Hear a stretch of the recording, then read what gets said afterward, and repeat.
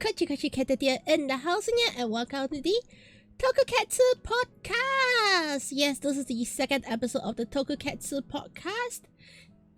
We are finally gonna be starting a podcast right now, and yeah. Okay, so this is where I talk about my Toku stuff, have fun talking about Toku stuff, going to deep dives and all, and Tokusatsu stuff, Alright, so, okay, so, this week, there's so much to talk about, I probably won't clear out all the topics I have to talk. I'll just roll over to episode 3, okay? But that's a good thing. Yes, we got so much to talk about.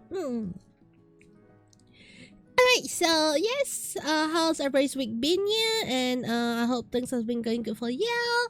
I hope you had your weekly dose of Tokusatsu.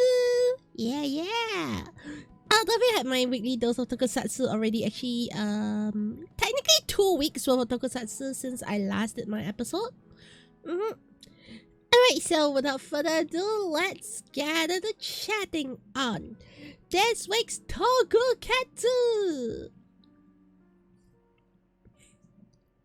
Alright, so the first thing I'd like to talk about Tokusatsu this week, I'm gonna start with King Oja actually. Alright, so why King Oja's okay, it's technically King Oja is now on their second last episode. And I know it's kind of weird to say this, but I never thought I'll see something like Endgame in a Sentai based series. I'm talking about Endgame, like talking about Marvel Endgame, the level of like, Avengers Assemble, kind of like Endgame, kind of like battle scene. It was so good, okay? Like, alright, it kind of like makes me feel like King Oja was wrapping everything up really well, okay? And honestly, I can straight out say that CGI is definitely not, Marvel level of a few $1 million CGI, But what I really enjoyed having, like, such an epic fight scene in King Oja this week is really the characters you meet throughout the whole series really just tugs at your heartstrings, It just makes me remember how well King Oja is handling character development, how well King Oja is like, actually like, brought us on a roller coaster. Of course, King Oja is not the perfect series, okay, but I feel like King Oja has been one of the best character series in a real long time, especially for like Super Sentai. Having a really colorful cast of characters, having a very a wide range of characters with very different development for each of the characters. And when everything is like come together at the very last bit, it just feels like the story has gone, I wouldn't say a full circle, but you can definitely see, yes, the story is rounding up really well, If anything, it's awkwardly one of the best paced Toku series I have seen in a while, Okay, well, talk about best pace, I think it's one of the best paced Super Sentai series, And Super Sentai has always had this issue of like, having a very strong start, having a draggy in between, and an ends off being a little rushed. Like another series ends off like in a very rush to like end the series, And I don't feel I have the issue with King Oja at all. In fact, King Oja seems to like pace everything so well. And then one thing that amazed me is really last 3 episodes where they can even still do like, every really nonsense episodes, okay, like the one where they have degenerate back into their kid mentality and all. Like, these are things I would have expected, like, them to do midway in the series and panic that they didn't touch on the story for too long, yeah. And then just try to like rush to close up the story at the end, yeah. But I'm actually definitely very amazed that, you know, they actually tie all the small things into a bigger overarching story and kept the whole ending actually flowing really nicely, yeah. Definitely King Oja's ending is something that I'm very amazed. I don't think there's much plot twist to be expected in the last episode. I think it's just the real good epic fight, yeah. You know, the glitter tiga kind of fight where everybody and their Kokoro joins into one and then powers up the King Oja, yeah. I think that's gonna be, you know, pretty much what's gonna happen for the last episode. I don't think there's any plot twist, but really rounding up the emotions is something that King Oja is doing right now, yeah, and I'm actually very amazed, yeah. I don't know how else to say, yeah, but I'm very amazed, yeah. So if you're looking for a good roller coaster of emotions, yeah, if you're looking for a really good like, you know, a good story from start to finish, mostly King Oja. Go watch King Oja, yeah. That is definitely something that I thought was definitely worth the watch. Definitely really good, really awesome. Yes, yeah, I love it. If anything, it's one of the best Sentai series I've seen in a while. As much as I love Dawn Brothers and all, yeah, I still think, yeah, I wouldn't say I still think, I have to say that King Oja is a better series.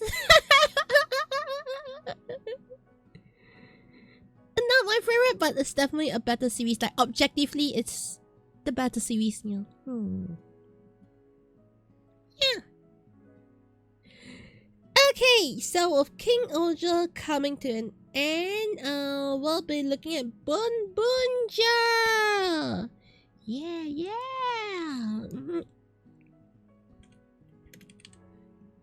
Alright, so Bunbunja is the upcoming Toku series, yeah.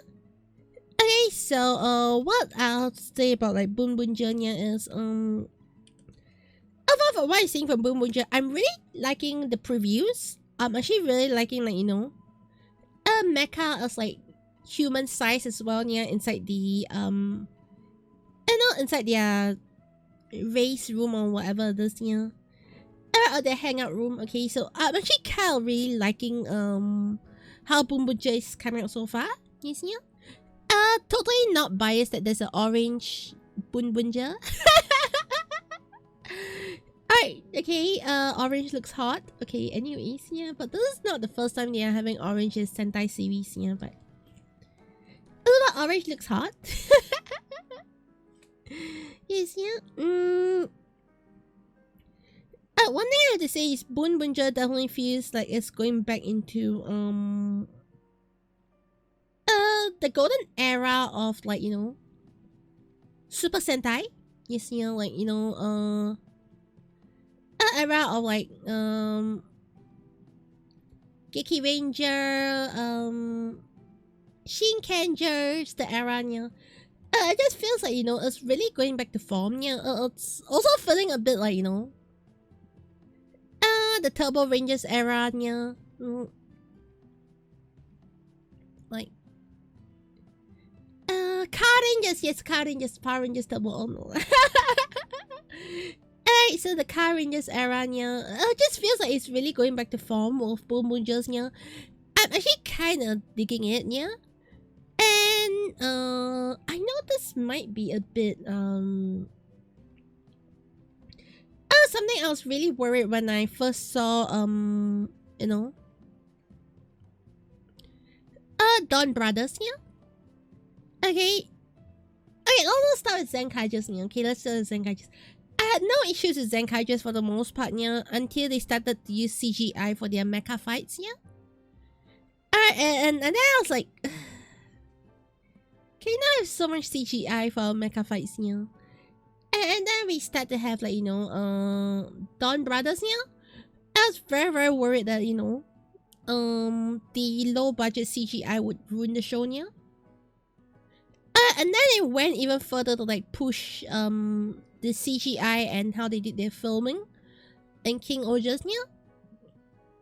By having the digital backdrops and all, yeah. And then right now when I look at it, this series, yeah, I feel like their budget is definitely not King Ojas level of budget, yeah.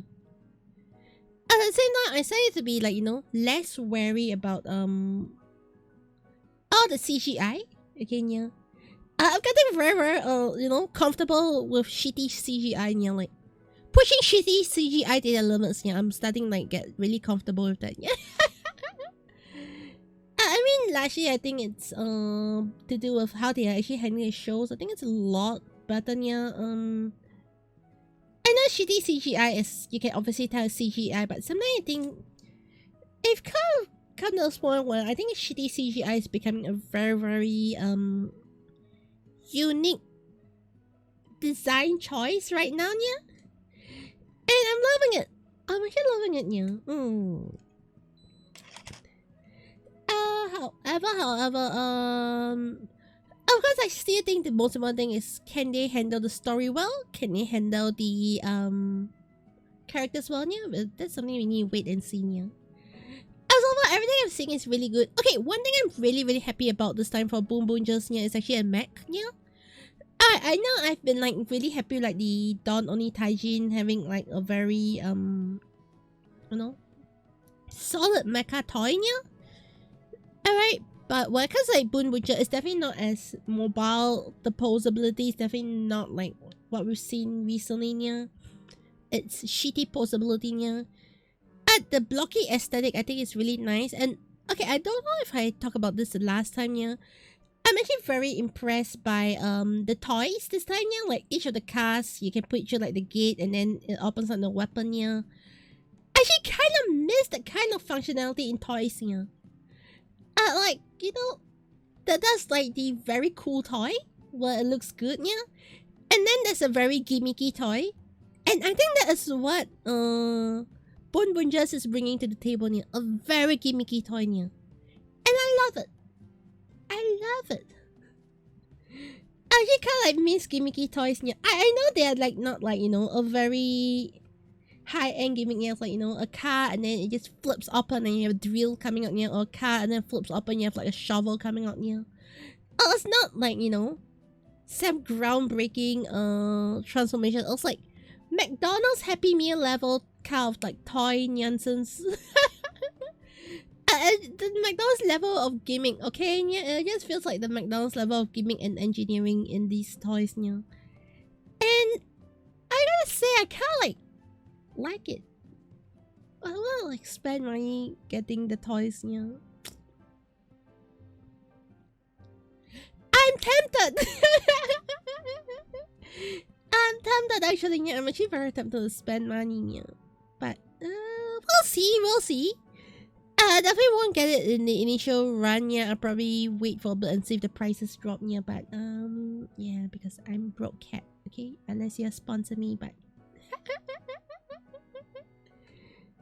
I should totally like set up maybe a Patreon or something and say, hey, this Patreon money goes to funding my Toku spending. Oh well, yeah. Okay, in any case, definitely looking forward to Boon Boon Just, yeah. Currently that is not that much for me to talk about because I still think it's early access. I mean, like, it's still very early into it, yeah, so let's just wait for the episodes to cook for a bit and then, yeah, I probably have a lot more to talk about Boom Boom Just from then, yeah. Alright, so now let's talk about the grasshopper in the room. Alright, Kamen Rider Gotchado. Okay, yeah. I mean, so far, I feel like I haven't been very kind to Gotchat in terms of how I feel this year, how I feel this going year. Alright, compared to like the first half of Gotchat, like the first half of the first bit of Gotchat, yeah, I think the second bit of Gotchat is definitely a lot better, yeah. introducing three riders, three main riders in the show, I think it's probably a good thing. Yes, yeah. And like falls into the level of too many riders sometimes, yeah. But right now I'll say that I don't know, Gotchat's story seems to be getting a lot stronger now. But then again, I don't know if it's just for now that it's getting stronger because it's definitely building up to a thicker plot. Easier. But I do appreciate, like, you know, Kunpaya. Also Kunpaya this season, yeah. This 3 episodes, yeah. I really love how they're like giving character and personality to the camis, yeah. And that's something I felt was lacking from a while right now, yeah. But right now with the camis, they give it a lot more personality. They give it a lot more love, and I'm actually appreciating it, yeah.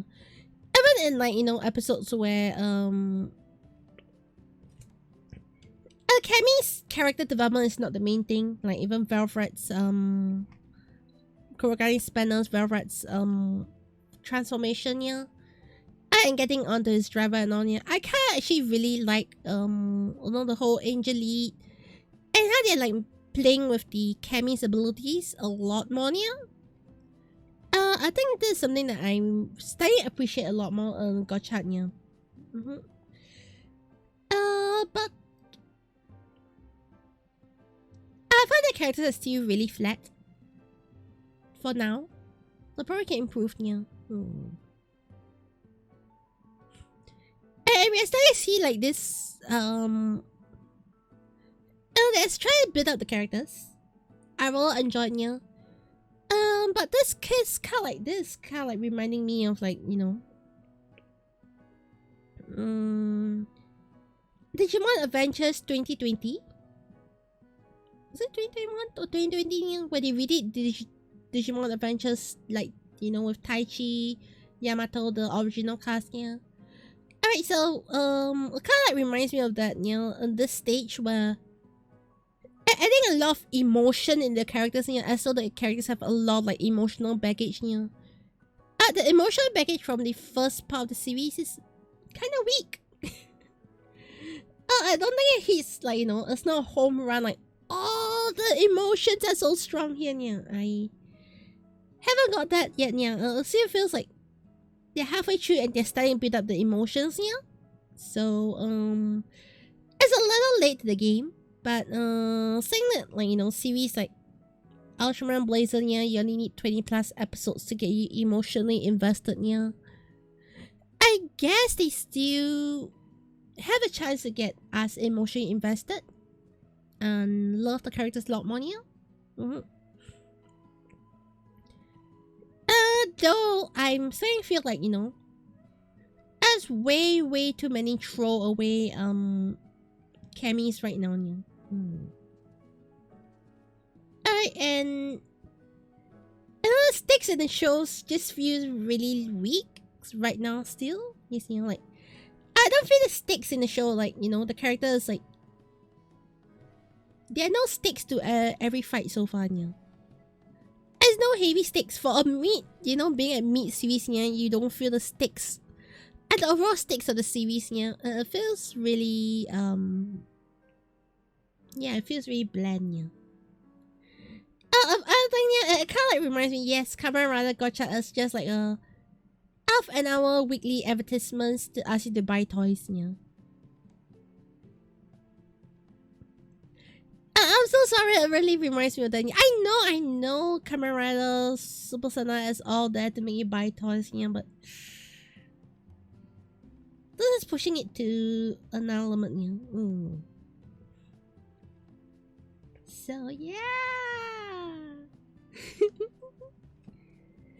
Okay, though I'm definitely looking forward to how they're gonna handle new gotcha forms here, because if I'm going to be like really honest here, in hindsight, okay, yeah, in hindsight, yeah, I think the introduction of each new super form has been really not too bad. You see, like how UFO was introduced, yeah, T-Rex was introduced, yeah, Fire Gotcha was introduced, I think so far the super forms are pretty well handled, And now with the 10-liner, you see a new 10-liner coming in next episode, Oh, they did a good job. I think if anything, form introductions have been pretty solid on Gotcha, Any form that requires anything more than a single card seems to be doing very good, Okay, but I'm also not liking how the toys are working, like I know you need the base Gotcha driver, you add on something on top, you become Fire Gotcha, you add on something on top, it becomes the Velvet driver, add on something on top, it becomes the Artemis driver,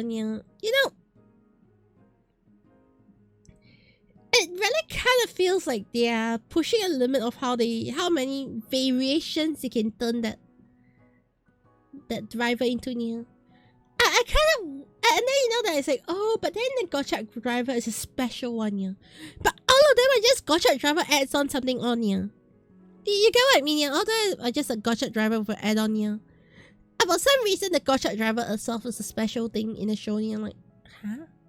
I don't know. And on that aspect, I feel kind of disjointed, like, are you saying by adding on a unit on top of it is making it weaker? And taking it away from what a Gotcha driver is, so I don't know. It just doesn't sit right with me, What's with this toy planning? I should be treating a Gotcha driver like a design driver, okay, and everybody just uses the same shit, That's just my personal thoughts on it, but we'll see. Okay, meow. Alright, so that pretty much covers it for a most part of the new episodes, Okay. Let's talk about Garo, shall we? Let's talk about Garo, Alright, so if anything, I think Garo has been really good the past 2 weeks, Soma is definitely going through a very interesting character arc, And you guys really becoming, like, it's very interesting seeing how Ryuga is progressing right now, Like, I like how Ryuga is becoming this, like, a mentor-like figure, I instead of, like, Ryuga becoming the, Ryuga becoming, like the main feature or the main growth, I like how they're, like, putting the growth on the Soma. And Ryuga kind of, like, finding his way in how to be a mentor character, Also, I really like how it's going. Fight scenes are definitely solid. Okay, some of the best fight scenes still, And I really like, how... Okay, Soma has, like, this base, Kugane, armor. And everyone else seems to have, like, the same armor, to, like, show, like, hey, he's just a cannon fodder. I kind of like how they did that, It's like, everybody has the same armor, the same different eye color, that's about it, But I really like how they are making him a cannon fodder. And, it really adds a different layer of dynamic to the show and all, And so far, I'm actually really liking it, Like, they're definitely taking a very different approach and very different, touch to the whole series, So, yeah. I honestly don't have that much to say about Garo. It's just a good show, I guess, So, yeah. Okay. Alright, now for a huge topic, huge topic.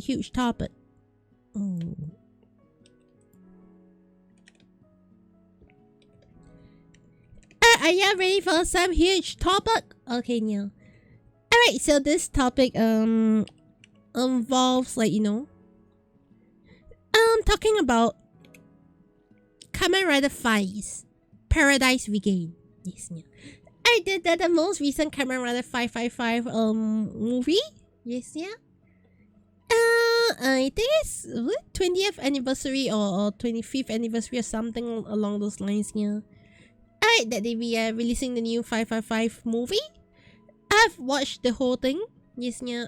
Not in English subtitles, but in Chinese subtitles, which I kind of like ignore. Alright, because I think listening to Japanese is easier than reading Chinese. I'm sorry. Okay, yeah. So anyways, yeah. 555 movie has been I actually like how the movie started, yeah. I'm gonna be honest, I really like how the movie started, yeah. With how they set up Takumi, yes, yeah. And how they set up Marine and all, yeah. Also, just a very nice up, yeah. However, what's really disappointing in the movie was I think they were like trying to like tie up the movie.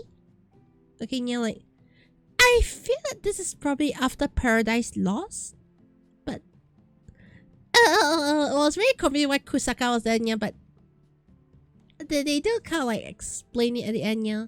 Okay, by the way, warning if for anybody, blah.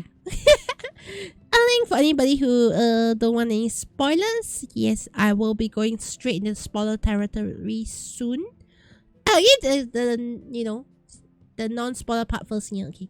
So overall, I think it's a really good movie, yeah. Of a very disappointing ending.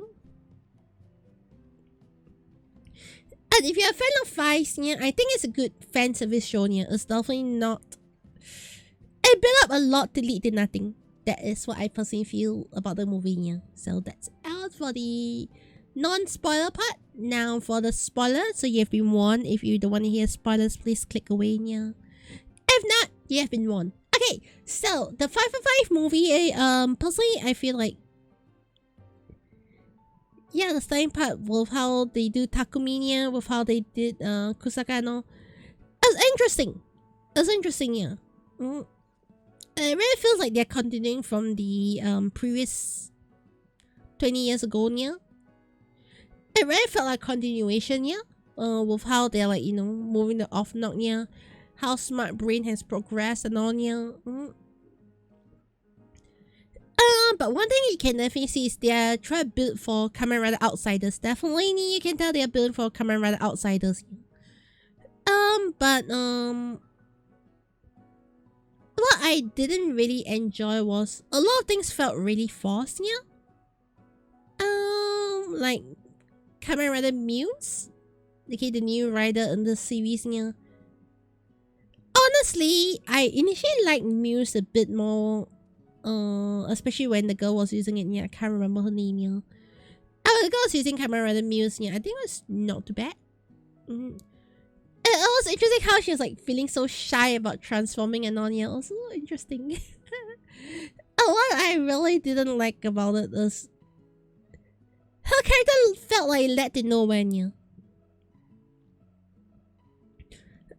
It just felt so she had very good motivation, yeah. In a way, I feel her motivation was really good, yeah. It added very huge twist to the story, yeah. But just all of a sudden it's like, hi, I realized my mistake. Hi, I died. Yes. It really felt so empty. Okay, like her eventually dying just felt so empty, yeah. And then with Marine turning into like off knock, okay, yeah. It felt really interesting at one stage, okay, and then they had like some off knock nice hours behind the scenes, yeah. Okay, they had like some spicy hours, okay, yeah. Off knock spicy hours, yeah. And after that I just felt like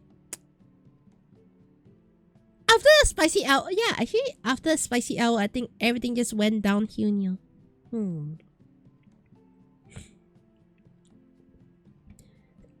One thing I have to say is fights felt very underwhelming in this movie, yeah. Okay, in terms of character fan service, I think it was really well done, yeah. But in terms of the fight scenes, yeah, I think the fight scenes is actually one of the weakest aspects of this movie, yeah. Which is kind of like unexpected, yeah. I expected better fight scenes, yeah. And some of the fight scenes felt so weak. The fight scenes felt... They were trying for something traditional, yeah, but... I tried for something cool looking, yeah, but it just felt like... just didn't hit the spot. You see, yeah. Yeah, I think I actually hit the spot, yeah, like... it just felt like... It's almost there. It's cool. It's almost there. Yes, yeah. You never got to see like the full potential of like, the new Vice form, yeah. Okay, and also same thing for like all the new forms, yeah, be it Kaiser or be it Muse, yeah. I thought all the new forms had such a disappointing appearance and fight scene, yeah.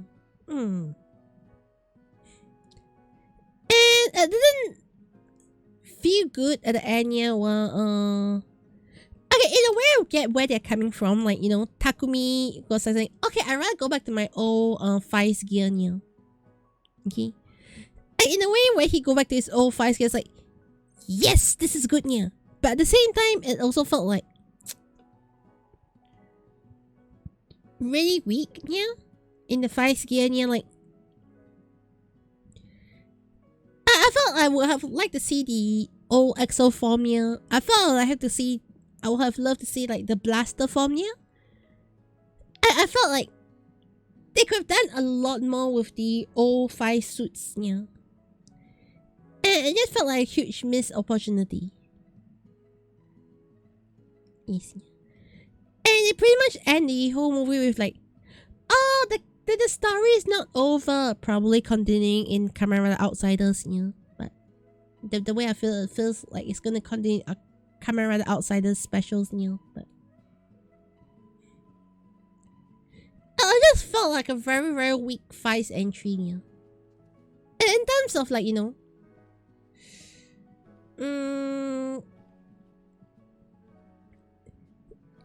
of like, overall, I just feel it was a very weak entry, yeah. Okay, the fan service, like among the characters is very strong, yeah, but the fight scenes are really lacking. Everything just felt so touch and go. Okay, yeah.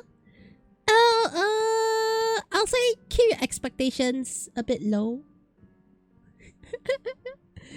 I know it's kind of bad to say it, yeah, but yes, keep your expectations kind of low. This is not it's not the savior of Kamen Rider Vice, okay, yeah. This is just an episode of Kamen Rider Vice. A meh episode, yeah. I'm so sorry. Okay, maybe because I was like, expecting a lot more, yeah, I felt disappointed, yeah. I guess, okay, let's put this one, yeah, like, when we are looking at this kind of, like, anniversary series, yeah, Kamen Rider O's did a very good job, yeah. Emotionally, and the fight scenes for also so good, yeah. Alright, besides Buff having a little week of a presence in the movie, yeah. At least O's felt so good and so strong, yeah. Alright, the Vice movie just felt meh. It didn't even close the story properly, yeah. Just my personal thoughts, yeah, but oh well, it is what it is, yeah. Okay, so that's it for all I'm gonna say for Kamen Rider 555 Paradise Regain. Yes, yeah. Okay, so moving on to the next discussion topic. Okay, yeah.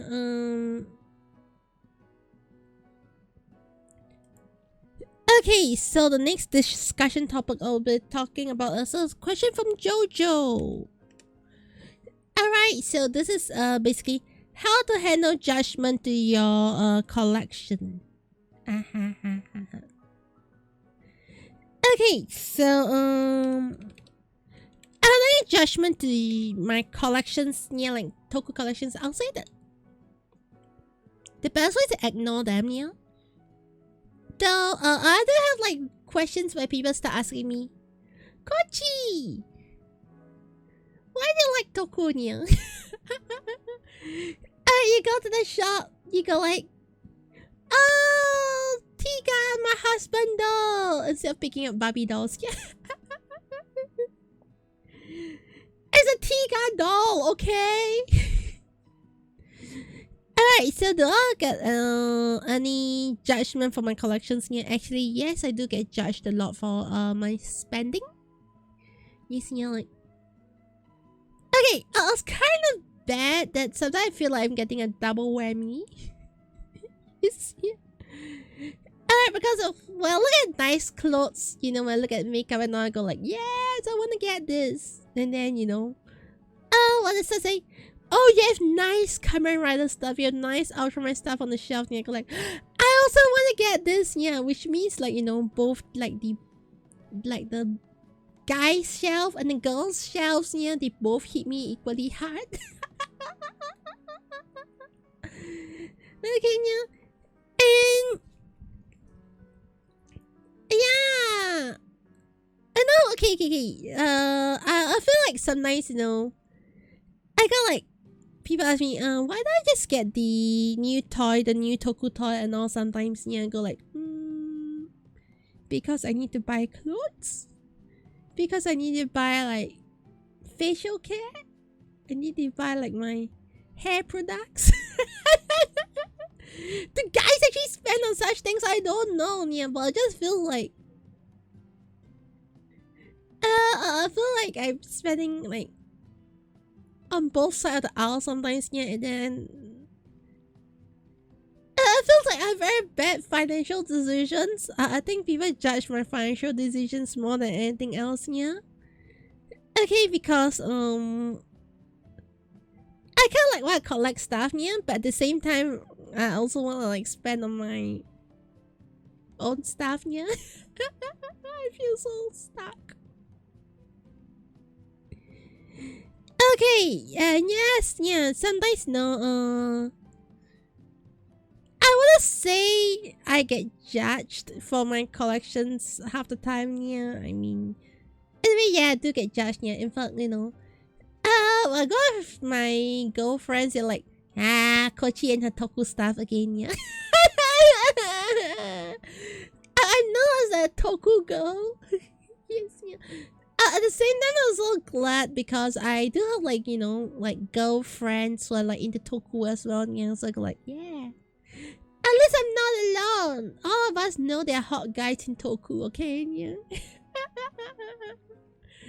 I will say like, you know, finding girls that like Toku is like pretty fun in between, yeah. They are rare. We are a rare breed, okay? At least outside of Japan, we are a rare breed, okay? Yeah. And then, you know, okay. This is kind of weird. Yeah, like, you know,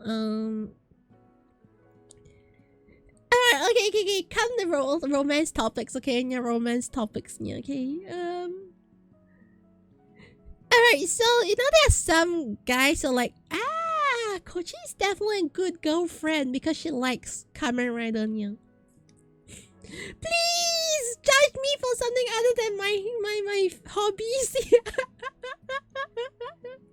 And just because, you know, like I like Kamen Rider, you like Kamen Rider, doesn't mean we are the perfect match, okay? Yeah.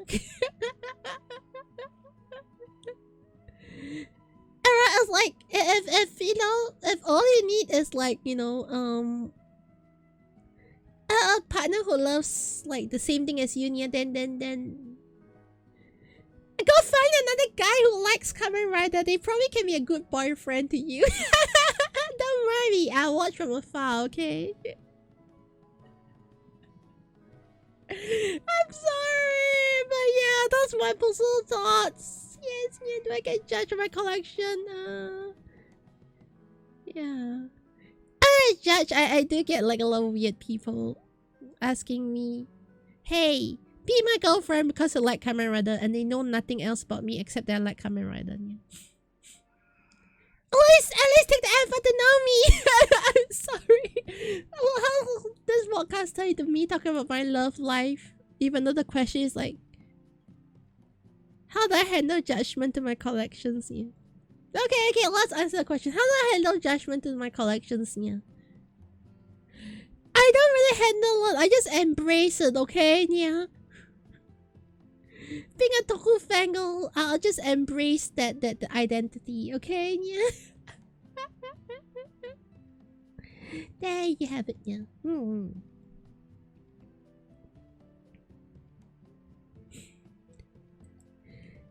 Okay, so let's move on to the another question from Jojo. Nisia? Alright, so lots of another question from Jojo Nia. The worst and the best figurine I ever owned, yeah. Okay, so I'm gonna like just reduce this down to like Toku. Okay, yeah, like I'm just gonna keep this within the Toku sphere of like figurines I've collected, yeah.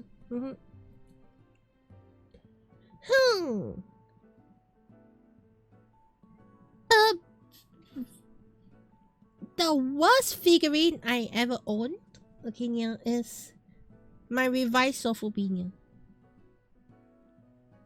Yes. My Kamen Rider revised Sophobia.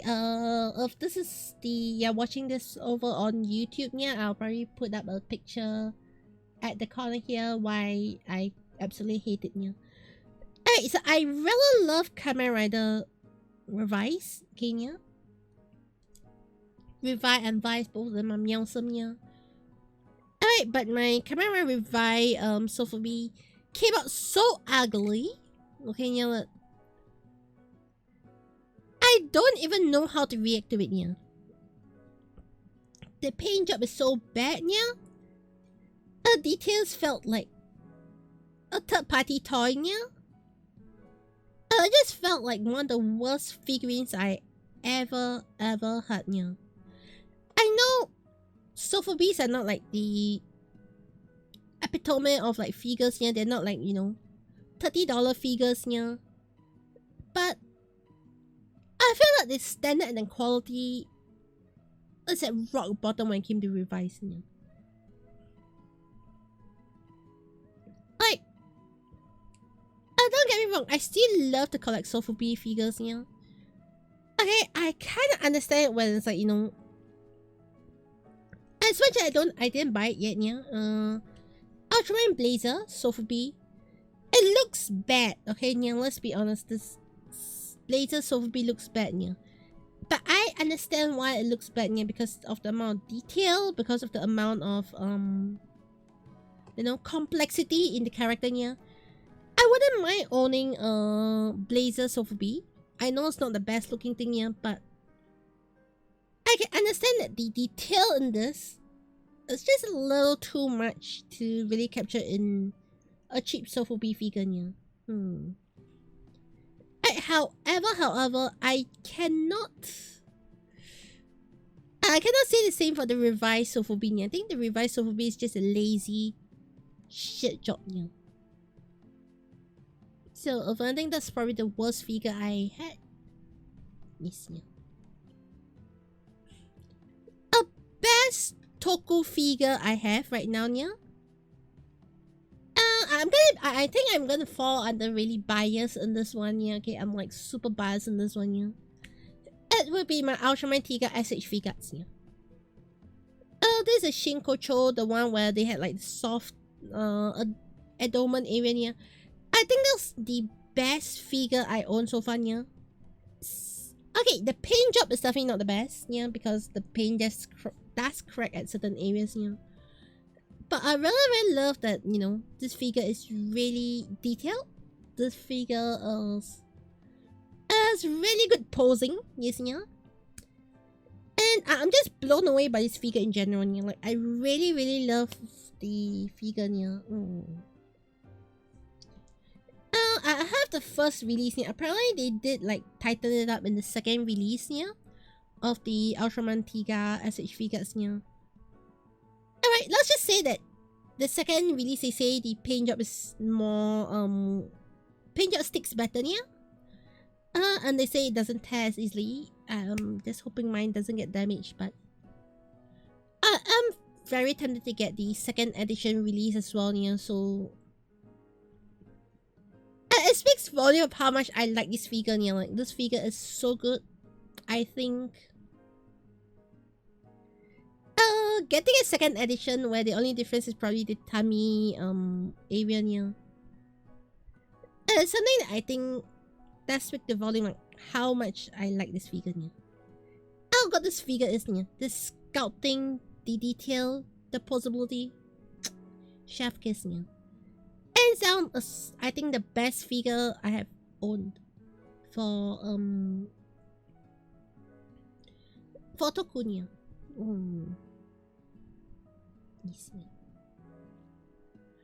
Okay, if you're talking about anime, okay, yeah, I think the best figure I own is the Elder Love Life Nozomi figure, yeah.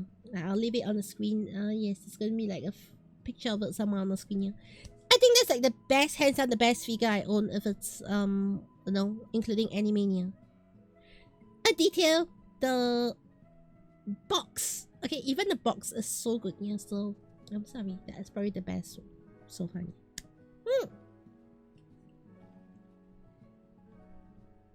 Okay. Alright, so now moving on to we'll be talking about more deep dive topics in a bit, yeah. Hey, but as for now, I think I'm gonna be taking a quick break. So once we're back from the break, yes, yeah, if it's YouTube, yeah, I'll probably just cut it off, yeah. But if it's Twitch, yes, yeah, we're taking a quick break, okay? And welcome back to the TokuCatSu podcast. Okay, I hope y'all had a nice break then, yeah. And yeah, now that we are back, I'm gonna be shifting into like current affairs, in the way current affairs, yeah. Let's talk about some of the more deep dive topics. Okay, so the first thing I'd like to talk about is TokuCatSu is actually returning to, like, you know, I feel like it's the era of returning to the roots, yeah. Because yes, all of us know that Toku has changed a lot in the years. Okay, yeah. As we look at like Kamen Rider, we've moved from like 1 rider, 2 riders to like 5 riders, yeah. It's almost a point where, like, you know, Kamen Rider feels like it's now a mini Super Sentai team, yeah. It no longer feels like, oh, it's just one title character, one support character, yeah, and yeah, it now feels like everybody is a rider. It was a point where, like, you know, your heroine of the show is not a rider, yeah. Now it's like, yeah, your heroine of the show is probably gonna be a rider, be it mid-season or last episode, yeah. Okay, so yeah, some of the things like in this case has changed, yeah. Super Sentai King Oja has definitely taken the whole concept of Super Sentai and kind of threw it out the window, yeah. But still maintaining the spirit of Super Sentai, yeah. Ultraman, let's talk about, like, you know, Deco and Trigger, yeah. And this very anniversary series, yeah, they were not trying to, like, you know, it just felt very modern. Yes, you know, like, you know, we have a lot of cameos. Everybody's under one multiverse or one single verse. Okay, yeah. And everything is all connected to sell toys better, yeah. They use the powers of the older Ultras to help them and all, yeah. You know, there's just so many things of recent Toku where it feels like I'm just there to you know, desperately push out more toys. Yeah. I felt that, yeah, like, you know, everything we have a legacy character. Yeah, we have returning characters. We have we just follow a very simple formula. Yeah, like Ultraman, it used to be like episode 6 you have a cameo, episode 12 you have a cameo, episode 18 you have a cameo. You know, I just felt like this, at least for Ultraman, yeah, it just felt like, you know, it became very formulaic. Yeah. Okay, and then like we're looking at Kamen Rider Geats. Yeah. Alright, Geats basically took the whole concept of Rider, threw it out and redid it. Yeah. I think that's good. Okay. And then now, you know, all of a sudden, it just feels like they want to return to form. Yeah. Like when we start looking at Bunja, I think this is like the most Super Sentai looking Super Sentai we had in a very long time. Yeah. And they're going back to very traditional looking Super Sentai. Yeah. Even the toys are going to the very traditional, like, you know, bulky, gimmicky toys. Like I was talking about, like, you know, McDonald level of gimmicks kind of toys. Yeah. Alright. Like, I think it's just going like one big circle and then all coming back to this very basic form. Yeah. And if we are looking at like Ultraman Blazer. Yeah. It's very the return back to form. Yeah. Yes, they may not have like aeroplanes and all. Yeah, but every defense team behave the way they are. Yeah. Alright. They're not like some outlandish defense team where they go like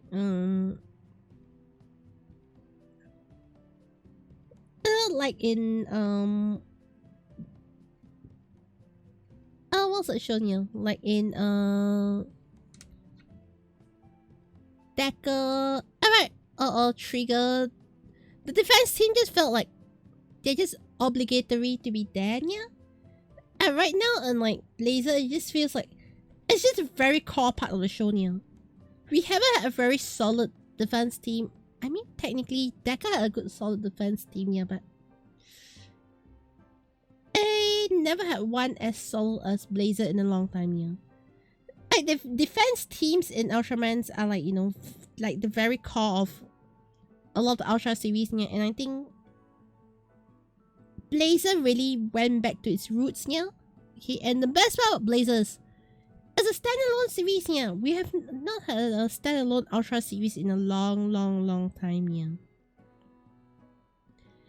Like, it's just a self-contained story. It's just Blazer is Blazer. Okay, yeah. I think last time we actually had something like that would have been like what? Ultraman Max? Yes, yeah. I think Max was the last one when we had like, you know, a very self-contained story. Yeah. And there's Nexus as well. Yes, yeah, Nexus, Max. I can't remember which was first or second. Yeah. And it just goes back to that era of Ultraman. Yeah. Even like when you look at Super Sentai. Yeah, I think we are going back to the Shinkanji style of Sentai. Yeah. And yeah, it's returning to the roots on a very traditional style that I really enjoy. And it's differently. Yeah. It's definitely not like, you know, over evolving. It's not like reinventing the wheel. Yeah. It just feels. This is why I like the series. Yeah. It's returning to the golden age level of characters. Yeah. A golden age kind of like feel to this series. Yeah. I think it's. Yeah, it's like fashion. You know, fashion. They go like, oh, first we have like, you know, we reinvent the wheel. Okay, yeah, we have the millennial style dressing. Yeah, we have the Gen X style dressing. Yeah, I have all sorts of things here, and then they go one big round and say, you know what's in fashion these days? Vintage. Yes, yeah. And yeah, everybody's like, okay, let's go back to the millennial 2000 style of fashion. Yeah. Yeah, we just went back into one merry-go-round, and I think Toku is coming to a point where it's going to that era of you know, returning to form here. In a way, Gotcha is also trying to return to form where, you know, instead of going like a full deep story, yeah, it's kind of like try to go episodic, yeah, like, you know, having 2 episodes to contain a smaller overarching story, yeah, a small story that adds on the overarching story. Like, it feels a bit like, you know, they try to reapproach things like Dan-O, yes, yeah, Dan-O style story, Kamen Rider Ryuki kind of story, yeah. Alright, even though they're doing it quite poorly for half the series so far, yeah.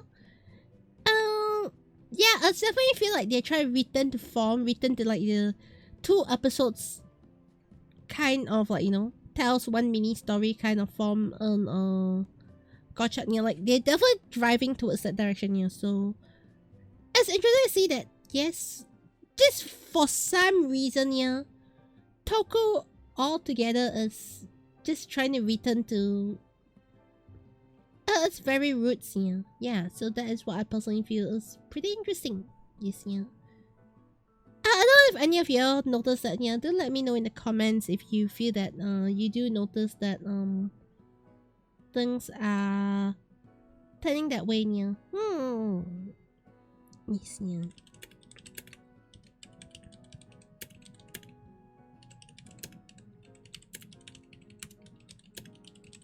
Okay. Alright, so okay, right now, one thing I'm gonna be talking about is Kamen Rider Saber, yeah. Okay, like, I know I have been openly hating on Kamen Rider Saber for a lot, yeah. I still feel like Kamen Rider Saber, design-wise, design aside, I mean, yes, yeah, has redeeming quality that I love to talk about right now, yeah. Alright, so Kamen Rider Saber, let's be honest, the story sucks, yeah, for the most part of it. For the most part, okay, yeah, I think the story sucks, yeah. But one thing about Saber that, until today, still feels really strong to me, yeah, Saber had very, very good character designs, yeah. Not in terms of looks, but in terms of the characters itself, you know, like, every single character is so well crafted as an introduction here. Like Kamen Rider Buster, Kamen Rider Blades, okay, yeah. All they have a very, very unique selling point to them, yeah. Okay. With the most plain being Toma, okay, yeah. Even Mei, okay, let's be honest, I don't like Mei as a story goes, yeah, but Mei is such a colorful heroine. You see, yeah? And then you have like Sabela. Okay. Yeah, of course she may have turned into like some Brocon at the end. Okay, yeah, but I feel like, you know, even at the start where she's shown to be building up to be a traitor and all, yeah, I think it's just very well done. Yes, yeah. And not keeping that mysterious character. Like, you know, all of their characters have this ability to stay like a very colorful character, yeah. But they don't change throughout the show. They just stay that way, yeah. There's no character development, but they're just very interesting, you know, character designs, yeah. Very good character builds, yeah. Okay. Okay, in a way, okay, they are like very, very good gacha characters, yeah. Like, you know, when you play gacha games, yeah. Alright, they go like, yes, you have a very shiny, you have a very interesting character, introduce this banner, yeah. Roll for this character. We just tell you a bit about this character and, you know, 99% of the time you don't have any character development in gacha character, yeah. Okay, and Kamen Rider Saber feels like, almost all of their characters are like gacha characters. They're just so colorful, they're so well designed, they're so well done, yeah. But then everything falls apart when they start to do the story, yeah. Everything in the story just feels like it has happening of convenience here. Or the story is just like, oh, I'll just insert plot point because, yeah, let's insert plot point, yeah. It's like, you know, Master Logos, I just love the part where it goes like, you know, oh, do you expect me to have a complicated backstory? Sad backstory? That's why I'm doing this, yeah? No, I just want to be evil. Like, the way he says it is exactly the why I love him, okay, yeah? But at the same time, that is the entire problem with the whole show, yeah? I'm a bad guy because I'm a bad guy, yeah? I'm just gonna ruin your life because I need to ruin your life so the story happens, yeah? There is a mysterious plot hole here because I need a mysterious plot hole, yeah? And this very terrible writing in contrast to, like, you know, how colorful the characters are in Saber, yeah, really makes it very disappointing, yeah. Really very disappointing, yeah. I wish I could see, like, you know, a better journey of the characters in Saber, yeah. I wish I can say that I like their characters' journey, yeah. If we're gonna do any comparison, a quick comparison would be King Ojas, yeah. King Ojas definitely started with, like, you know, 5 kings with very drastic different personalities, yeah. Okay, and all 5 of them go through like a very huge character journey in 50 episodes, yeah. And that's what makes King Ojas so solid, yeah. But when I look at Saber, it goes like, you have like 7, 8 swordsmen here, yeah. They're also colorful, they're also amazing, yeah. But they have no... They don't have a strong journey, yeah. Okay? It's like the whole show they're talking about, oh, we are friends, we are comrades because we are comrades, yeah. Whereas when I look at King Oja, it goes like, yes, we are comrades because of all the shit we've gone through, yeah. Because our life experiences overlaps with one another, yeah. You know, I can feel the emotion in King Oja, but it's just missing in Saber, yeah. Like, the overall concept of Saber, yeah, the overall, you know, premise of Saber, yeah, there's so much more that could have been done with it, yeah, but one of the reasons why I feel so frustrated with Saber, yeah, I know it's the same person who did Camera the Ghost, yeah, but I've never been so frustrated at Camera the Ghost, yeah, because yes, Ghost has colorful characters, yeah, but generally I don't see as much potential in Ghost as compared to Saber, yeah. Warrior Saber, I think it's really a huge missed opportunity, yeah. Oh, that's what I personally think about Camera Saber, yeah. I wish Saber can be... Okay, in a way I feel that, you know, the movie that Saber had, yeah. I think in terms of emotion, yeah. I can't remember what's that movie name. It was like after the series, yeah. And then the one where it was after the series, yeah, then the swordsman getting defeated and then blah blah. That short movie, okay, yeah, I think it held so much more emotions compared than the whole series, yeah.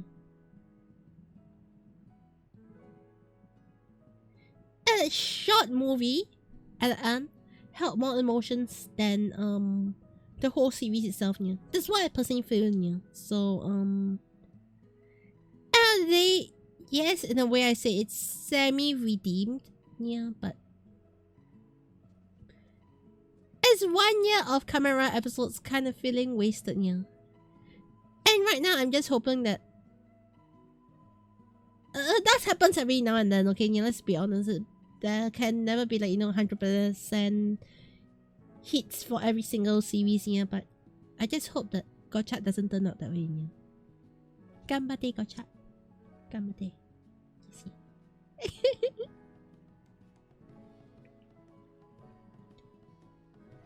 Alright. So, okay, the next topic I'd like to talk about in Kamen Rider nya is Tokusatsu in general, okay nya. Is what I call blind maturity. Is nya. Okay, so let's be honest nya, like 99.9999% of the tokusatsus these days nya. To begin with nya, is to sell toys. Okay, yeah, Kamen to sell the belts, to sell the cards. Super Sentai to sell their mechas and all, yeah. So, we all know that Tokusatsu is generally a kids show, yeah. Of course, there are some outliers out there, yeah, like, Godzilla. I think Godzilla is there to sell the movie more than selling the toys, yeah. Okay. Yeah, Garo as well, yeah, another outlier. Okay. There has been this trend of like, I want to make a more mature tokusatsu show. Yes, yeah. Hey, for example, there has been like this shift to try and make more mature stuff, like Futo Tande, the camera double anime, yeah. It's definitely shifting more towards a mature audience, yeah. We've got something like Camera Amazons. Okay, yeah. They try to move the more mature audience. Kamen Rider, Black Sun, yes, yeah. We've got Garo, which is definitely a mature audience target, yeah. And we've got the Godzilla series, which is also a mature audience target, yeah. Alright, however, I'd like to talk about like, blind maturity, yeah. Like, I think there's a very, very huge difference between, making a show mature in terms of the concepts, in terms of the discussions, yeah. I think a very good comparison is if you're gonna take Amazons versus Black Sun, yeah. Both are trying to talk very deep topics. Okay, yeah, both are trying to talk very deep, rooted societal topics, yeah. Alright, however, in Amazons, it's all about, I want to show all the gore. Blah. The more blood there is, the more violent it is, the more mature it is, yeah. I don't know. It's like violence equals to maturity, yeah. Whereas when you look at like, Black Sun, yes, it was violent. But it's not just the violence that is what's making it mature, yeah. It's a lot about the topics discussed, yeah. The moral compass inside the show, yeah. I think it's what leads, a show to be mature, yeah. Whereas, Amazon started good. Eventually, it's just about how much blood can I cause, yeah. And this kind of blind maturity, I think it kind of damages. I won't say it damages, yeah, it just... It feels stale. You see, I know it's not like, a very common thing where there's like, every series is releasing as a blind mature series, yeah. But I feel like as this very ugly concept was like, because it's violent, it's for mature audience, yeah. I feel like this is not the only thing that is like seeping into. I do see it seeping into Toku a bit, yeah. When they say, why is Garo for a more mature audience, yeah? Because Garo has nudity. Because Garo is violent, yeah. Yes, I understand Garo can be more fan service, artistic nudity, yeah. Garo has more you know, violent fight scenes here, but this itself is not what makes the show mature here. It's like a very, very slapstick maturity on how people see things here. And I think it really, really devalues a lot of mature shows here. Like, you know, when we talk about Black Science, it's all about the violence. Yeah. It's something like, you know, when we talk about Black Science about violence, you know, we talk about Garo, it's like, oh, there's like, you know, they talk about more sexual stuff in a way, yeah. I don't know how else to put it, yeah. But yeah, you know, they start to say things like this, yeah, but it's mature starting to be ends up missing the point a lot of times, yeah, because it's mature not because of these things, but it's mature because of the topics, because of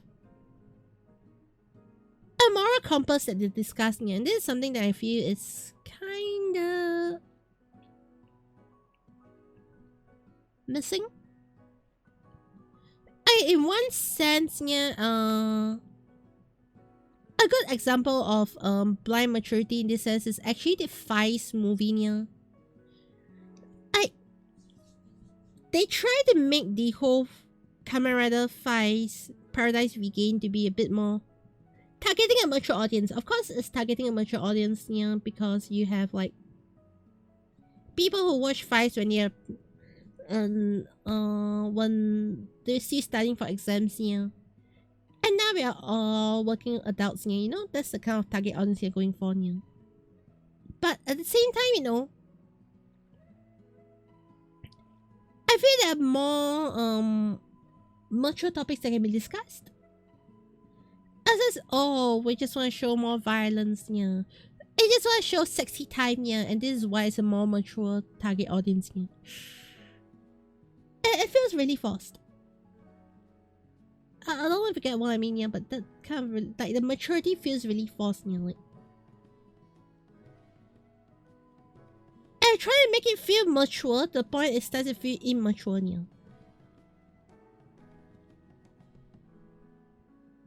I don't know if that makes sense, yeah. And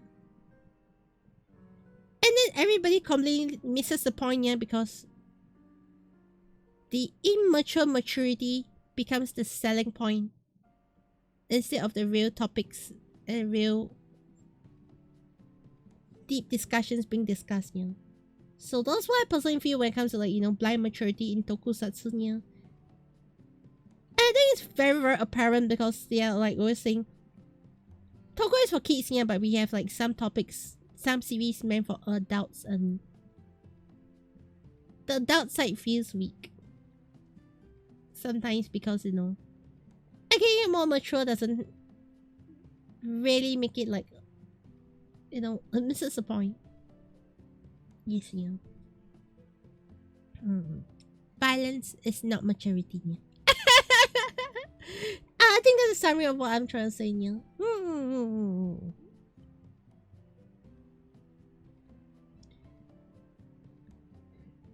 Okay, so the next topic I would like to talk about, yeah, let's see.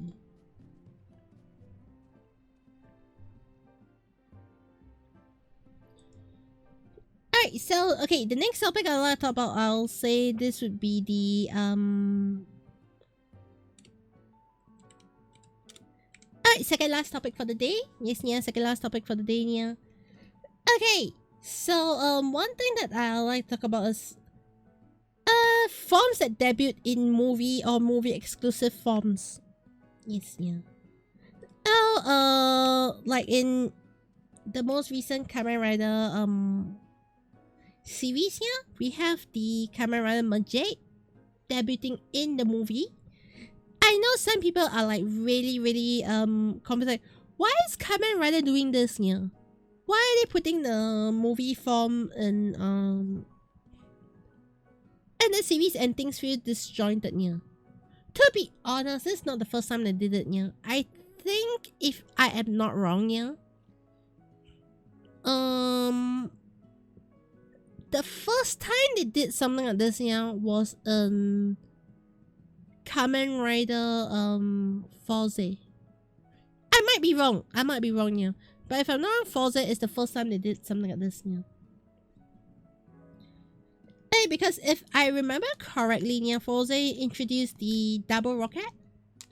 Yes, which they actually use in the main series, like this passing, okay, let's use the double rocket form, It definitely doesn't feel as significant as compared to Merjade's debut, but I personally feel I don't think there's anything wrong, because we kind of like need to remember that Kamen Rider in Japan, okay, Big Kamen Rider Super Sentai Ultraman, they have a very, very different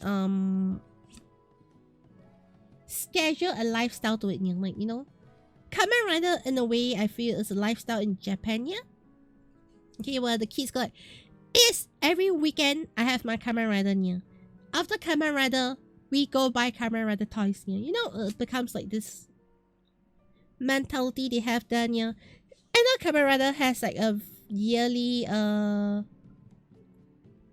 stage shows, even Ultraman they have like yearly stage shows, and so got tied on to like the last episode of the show, the sort of thing. So there's so many like, small things that we don't have a chance, just because we're not in Japan, we do not have a chance to experience these things, This is also the same in Japan, like some kids are not in Tokyo, they don't get to experience the same thing as kids living in Tokyo, because most of the things I see seems to be happening in Tokyo, and there's so many like, small things that happen in Japan, and I think just having a movie debut for Majid, it's kind of annoying, especially when we haven't had a chance to watch the movie yet, Alright, but at the same time,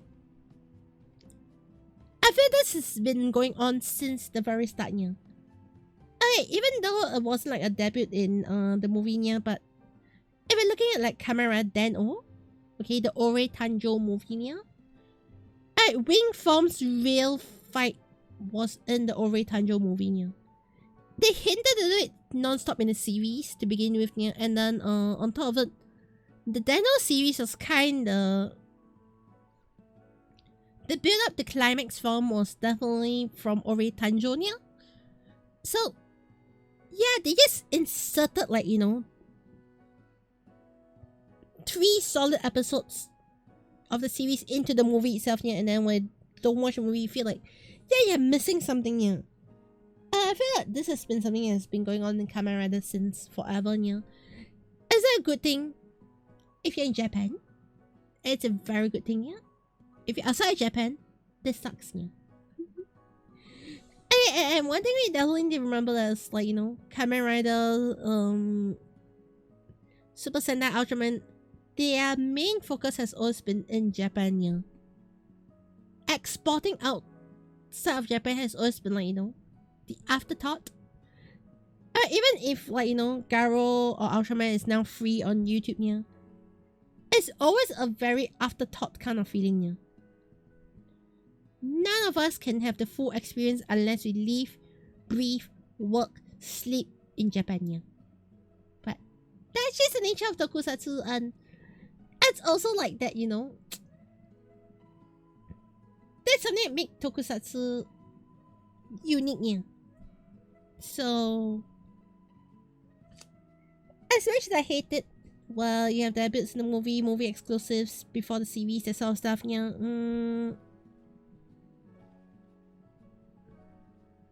I will complain. I will complain, okay? I won't say I won't complain. I will complain, But I would not want them to stop, because I think that's the only way, Certain things and certain... I don't know, keeping Toku special that way is what it is, Okay, so... I'm contradicting myself, I'm sorry, but yes, Okay, and then for the last topic I'd like to talk about today is, this topic.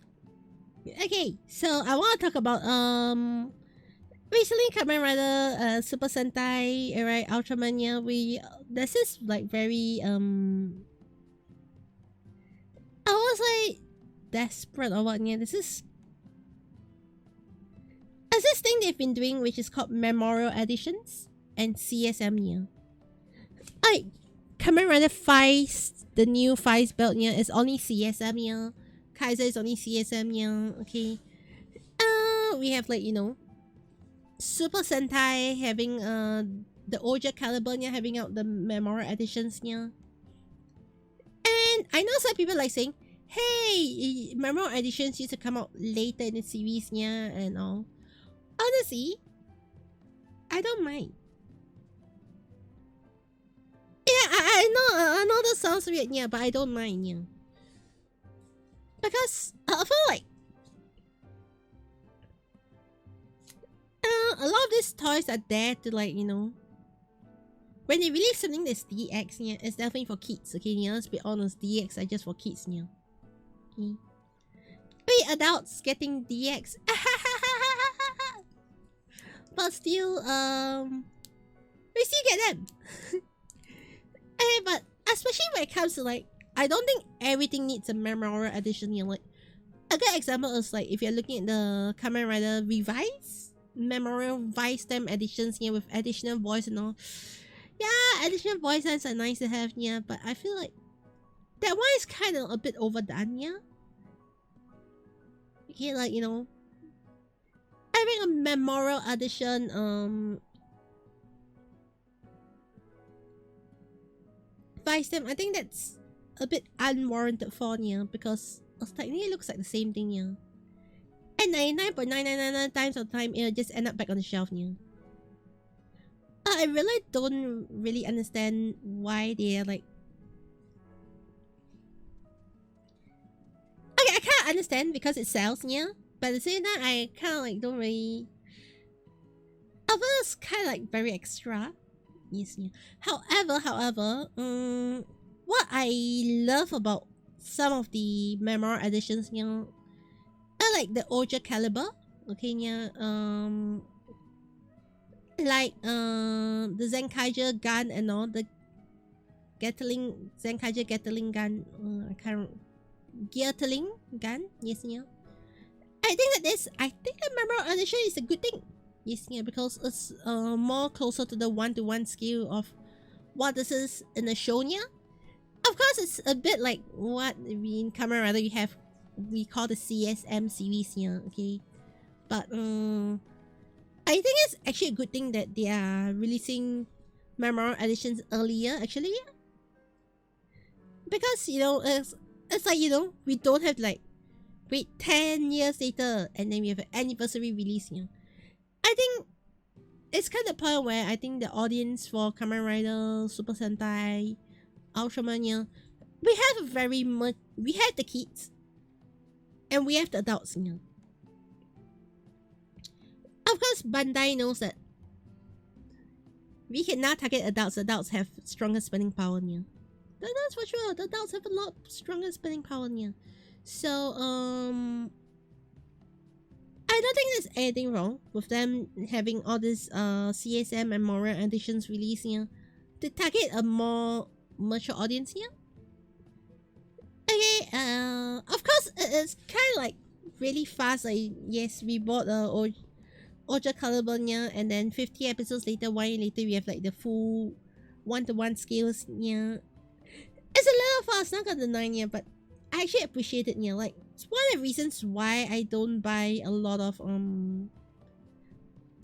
DX weapons, yeah. Is I always say it's like buying a kitchen knife, yeah. I'm here to buy a sword, not here to buy a kitchen knife, yeah.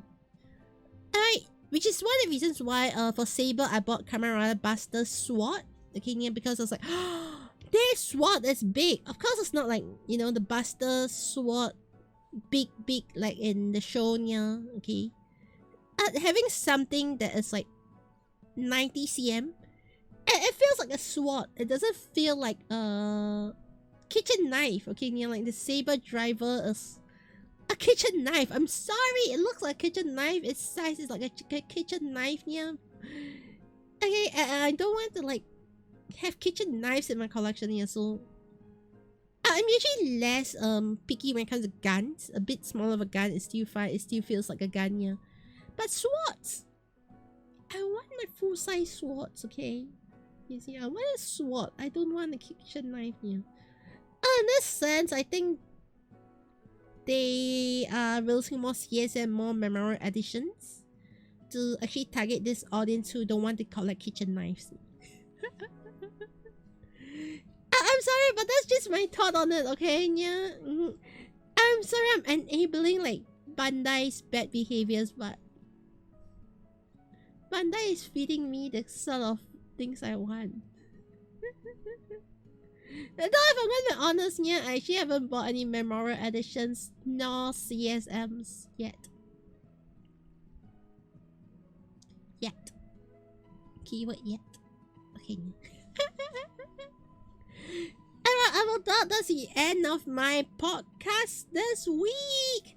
How did you enjoy? Yeah, yes, I did spend a bit of time talking a couple more deep dive topics. Yeah, did try a slightly different approach. Yeah, so do let me know your thoughts in the comments. Leave in the comments. I will answer as many of the comments over on YouTube where possible. Yeah. So if you got anything you want to hear me discuss when it comes to Toku and all, do let me know. I will try to discuss it on a future podcast episode. Yes, if it's a good topic. Alright, so without further ado, thank you everyone. Remember to subscribe to the channel. Give this video a like if you like it, yeah. And I'll see you on the next episode of TokuCatSu podcast. Yeah. Bye bye.